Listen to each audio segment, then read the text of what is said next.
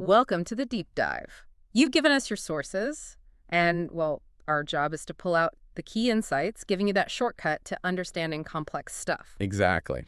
Today, we're diving into sales and persuasion, looking at excerpts from Way of the Wolf, Straight Line Selling. You're after a quick but solid grasp of this system, and that's what we aim to deliver. Yeah, it's a really interesting framework, this straight line system. We're going to try and unpack the core elements, the logic behind it, and how it aims to, well, help people communicate better, whether it's in business or just everyday life. Okay, great. Let's jump right in. So the author starts off pretty bold, actually, calls himself a natural-born salesman, says he can sell anything to anyone, like huge amounts. Right. What the claim? But then he says almost immediately that his real strength, his superpower, is actually training other people to sell like that.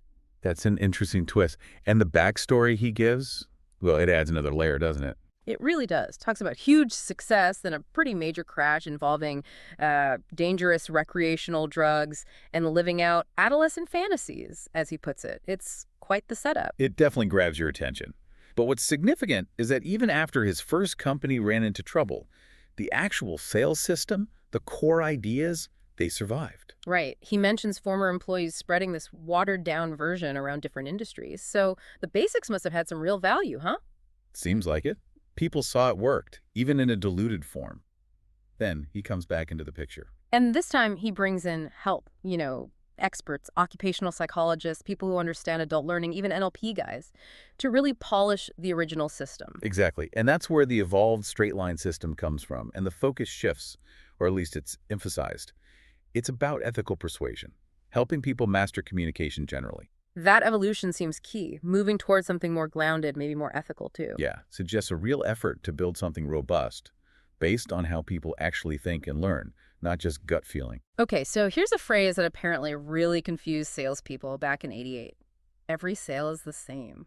That sounds wrong, doesn't it? I mean, every situation's unique. On the surface, yeah, absolutely. Every person, every product, the context, it's all different. So what does he mean? Well, I think the idea is that underneath all the surface differences, the fundamental psychological process of moving someone from being uncertain to being certain to making a commitment. Maybe that process is always the same. Ah, okay. So building trust, handling doubts, creating desire, that stuff is universal. That seems to be the argument. The core emotional and logical journey the buyer takes. And there's this story about Danny, one of the salespeople. 5 days into using the system, apparently he makes this huge sale, earns a $72,000 commission. Wow. Yeah, that's proof of concept right there, isn't it? A result like that really makes people pay attention. Definitely. And the book says this sale actually caused a big strategic shift for the company, Stratton. They decided to stop cold calling average folks and focus specifically on high net worth clients. Makes sense. Chasing the bigger fish, basically.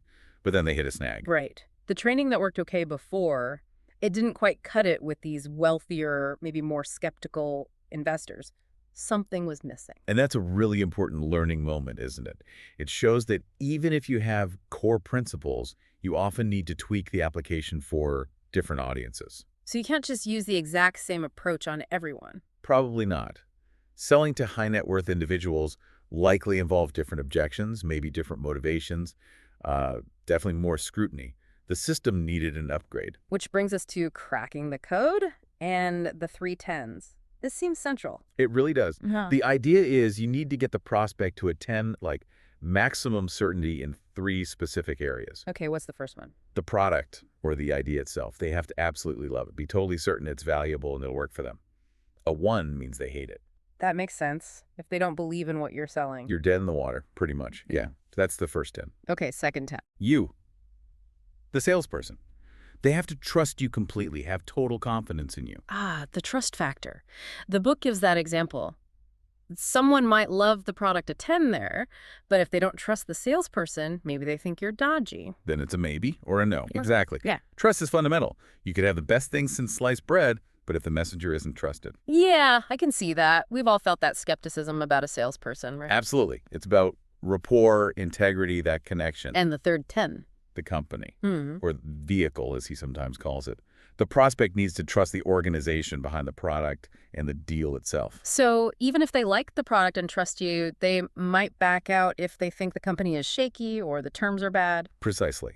It's the whole package, the company's reputation, its stability, the fairness of the deal. All of that contributes to the overall confidence level. You need all three tens high. And the book says at any point, a prospect has a certain level of certainty for each of these, based on their beliefs, past experiences, how they make decisions. Right. It's their internal scorecard, constantly updating. Importantly, though, the goal isn't to sell to everybody. It's not magic. It's about turning the I need to think about it people into a yes, not forcing a no into a yes. That's a critical point. Yeah. It focuses the effort on prospects who are genuinely in the maybe zone, the ones who could be persuaded if their uncertainties are addressed correctly. It's about efficiency. And the claim is this system gives you a formula, a structure for honest communication to get those results. And it all apparently started crystallizing during a meeting about handling objections. Yeah, that Tuesday evening meeting seems like the origin point. The practical problem of objections force them to think deeper about the underlying psychology. So the salespeople were feeling buried under objections from these wealthy investors, seemed like thousands of them. But the author's insight was crucial. He realized the number of core underlying objections was actually very small. That simplifies things hugely, doesn't it? Instead of countless unique problems, just a few recurring themes. Exactly. Find the common threads, the root causes of hesitation, and you can develop targeted responses. Much more manageable. And that's where the straight line visual comes in. Yeah. Picture a line, left to right, open on the left, close on the right.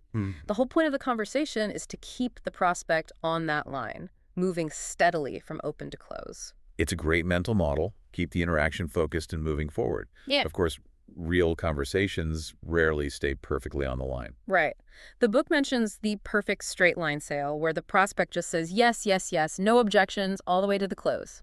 Sounds like a fantasy. It's really more of an ideal, something they aim for. In reality, people raise concerns, they ask questions, they go off the line. And those deviations going off the line, they happen because of uncertainty, right? Primarily, yes.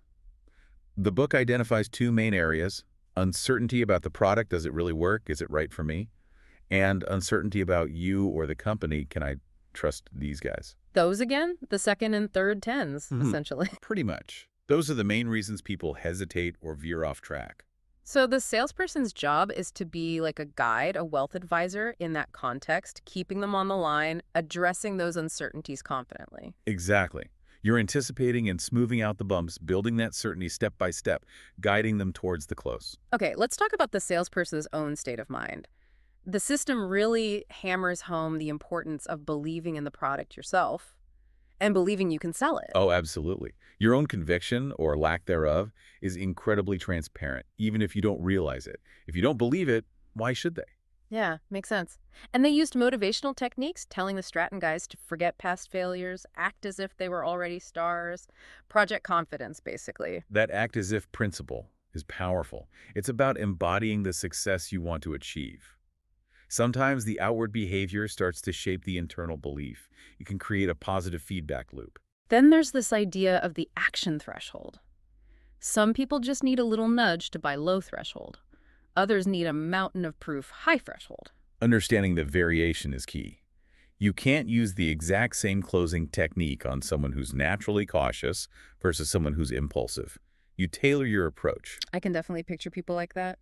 And the book stresses those first 4 seconds. Crucial. You have to come across as sharp, enthusiastic, and an expert right away. Instantly.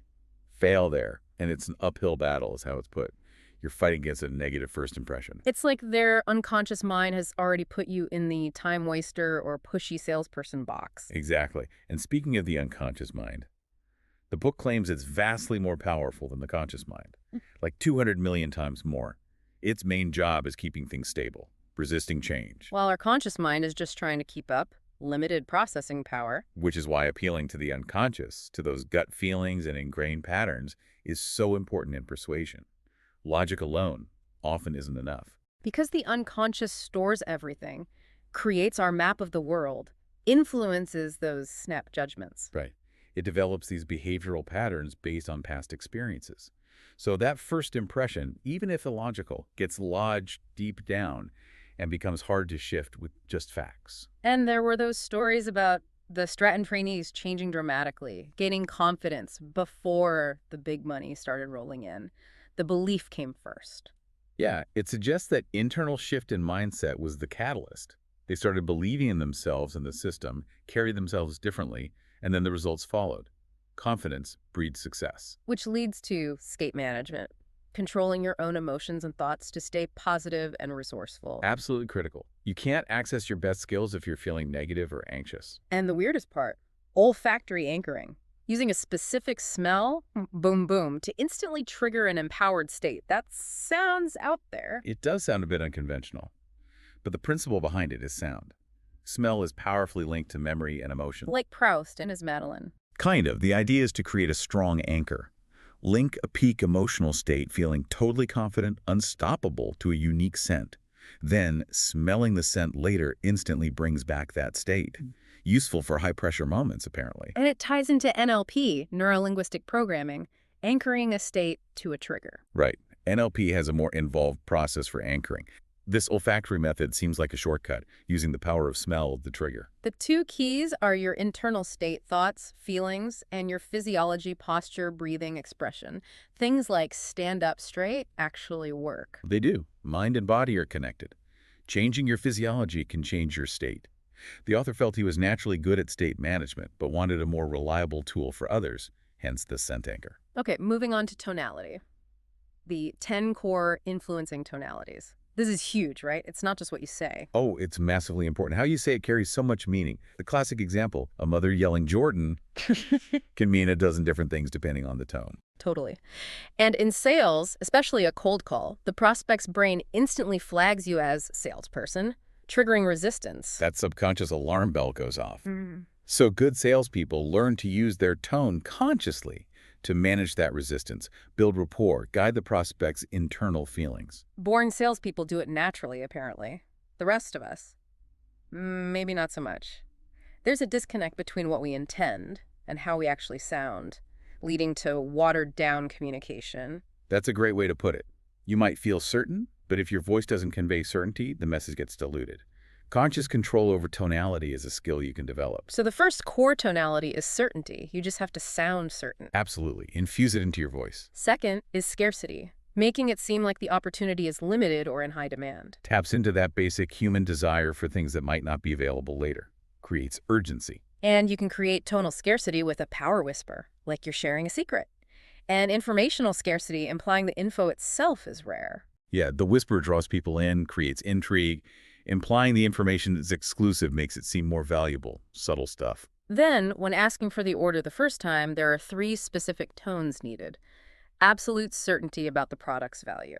Utter sincerity that you genuinely want to help them. And the reasonable man tone, like, this just makes sense, it's a fair deal. Exactly. It's a combination designed to make the close feel confident, caring, and logical all at once, trying to tick all the boxes at that crucial moment. All right, let's shift to body language and listening. The book talks about first impressions, appearance, suggesting professional attire, suits, nothing too distracting, basic credibility builders. Yeah, nonverbal first impressions count for a lot. Looking professional signals respect and seriousness. And it's not just clothes. Grooming, hair, jewelry. He specifically calls out diamond pinky rings on men as suggesting a Sharpie.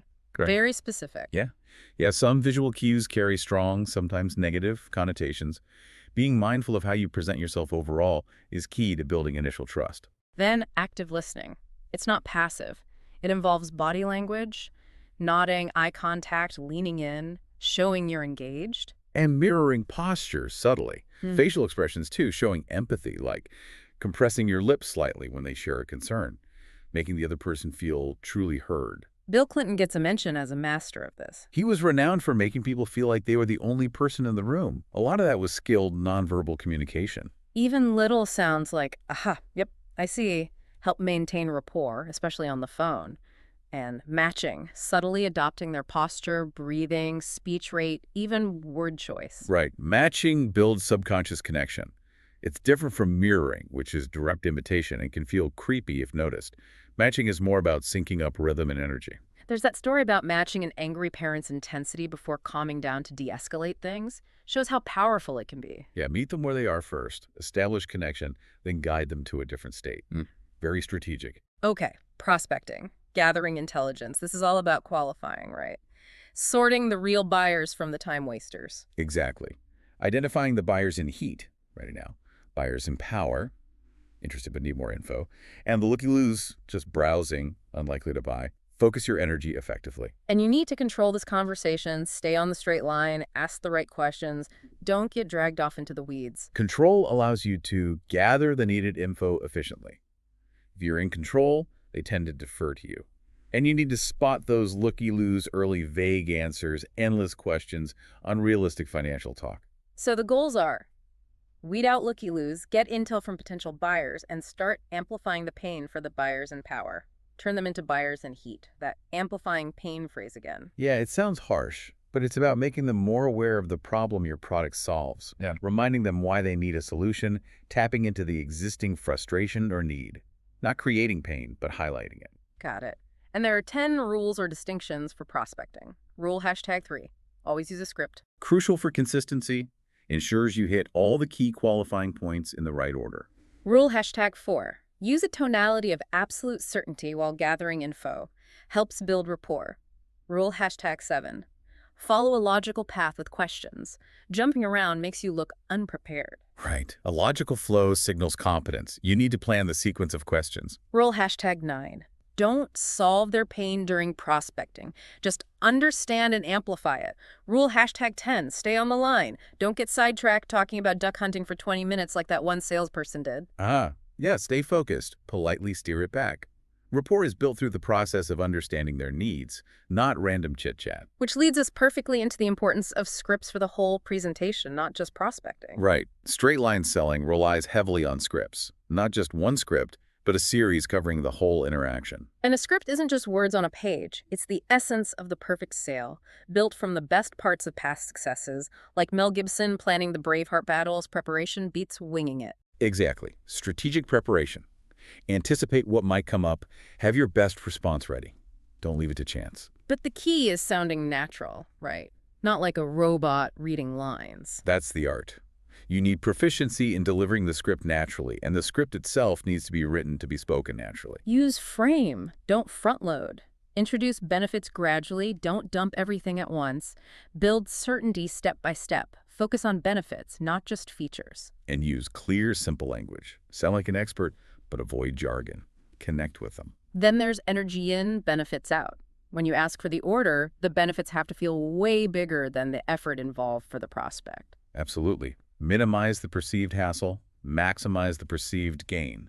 If it's complex, assure them you'll make it easy, and keep reminding them of the benefits whenever you mention the effort. So a good script needs strong opening, sharp, enthusiastic expert, logical qualifying questions asked with certainty, smooth transitions, the main body building the 3 10s, a clear first close attempt, answers to common objections, looping techniques, and it's part of a series. That's a pretty comprehensive checklist. It covers all the bases. And you need language patterns for each of the 3 10s, checking in, you follow me. And memorization is key. Memorization frees up your conscious mind to focus on how you're saying it, the tonality, the body language. That's where the real impact often lies. Okay, so after the presentation, you assess their certainty, 110. Below 3, maybe bail, 5-7 is common. Right. Then you might use implied obviousness for the think about it objection. Paint a picture where buying is the clear, logical choice. Often fleshes out the real reason for hesitation. And watch out for objection hopping, multiple flimsy objections hiding one core uncertainty. Yeah, people do that when they aren't ready to voice the real issue. Which brings us to looping. If they don't close on the first ask, you loop back. Exactly. Loop back to the area of uncertainty product. You, company, reinforce it with a strong language pattern delivered with certainty. Build that score up. Then, you got to crack their action threshold. The overall certainty level they need to pull the trigger. Right. And there are ways to lower a high threshold. Reassure them about risk, offer guarantees, use phrases like, I'll hold your hand through the process. And that language pattern to reverse their thinking. Focus on the potential upside instead of the worst case scenario, asking, What's the absolute worst that can happen? Yeah, minimizing the perceived downside while highlighting the potential gain without overpromising helps shift our perspective for cautious buyers. Then, after asking for the order, silence. Let them answer. Crucial, don't jump in. If they still hesitate, use the I care, I feel your pain tone. Quickly resell the 310s again, focusing on emotion. Paint that positive future, then a soft close. It's about empathy, emotional connection, and one last gentle nudge. Wow, okay. That's a lot to digest, but it provides a really clear structure, doesn't it? The straight line system. Hmm. Mastering this kind of ethical persuasion seems like it could be genuinely empowering. I think so. Understanding these dynamics, certainty, trust, communication strategies, can really make a difference in, well, almost any situation where you need to influence someone positively. So here's something for you, the listener, to think about. How could knowing about the 310s, the need for certainty in the product, the person, the company, and this idea of an action threshold, how could that change how you approach situations where you need to persuade someone? Could be work, could be home, anywhere really. Definitely food for thought. Absolutely. Worth reflecting on how these principles might apply in your own world. Maybe even check out the source material if you want to go deeper.